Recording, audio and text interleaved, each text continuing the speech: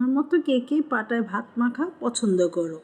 তো আমি আজকে একটা নতুন রেসিপি নিয়ে এসেছি, ভর্তা। তো এই ভর্তাটা নতুন, কে কী খেয়েছো কি না জানি না, তো আমার কাছে এটা নতুন, আমি আজকে নতুন তৈরি করলাম। হ্যালো এভরিওয়ান, আসসালামু আলাইকুম। কেমন আছেন সবাই? আশা করি ভালো আছেন, আমিও ভালো আছি। তো আজকে তোমাদের মাঝে আমি নিয়ে আসছি একটা ভর্তা রেসিপি। ভর্তাটা হলো তোমার লাউয়ের ছিলকে দিয়ে তোমার শুটকি, কাঁচামরিচ, পেঁয়াজ, রসুন এগুলো সব একসাথে মিশিয়ে সিদ্ধ করে একটু তেল দিয়ে তা বাটতে হবে। তো এই যে এখন আমি সুন্দর করে আগে ধুয়ে নিব, ধোয়া হয়ে গেলে সিদ্ধ করে নিয়েছি, সিদ্ধ করে এই যে এখন শিলপাটায় বেটে নিব। আর এই ভর্তাটা ব্লেন্ডারে করা যায়, কিন্তু আমি শিলপাটার বেটে পছন্দ করি। আর শিলপাটার বাটা ভর্তাটা খুব মজা হয়, তাই আমি ভর্তাটা এটাতেই বানাতে পছন্দ করি। আমার কষ্ট হলেও আমার ভালো লাগে এখানটাতে বানাতে। তো এই যে এখন বাটা হয়ে গেছে, এখানে আমি উঠিয়ে নিচ্ছি।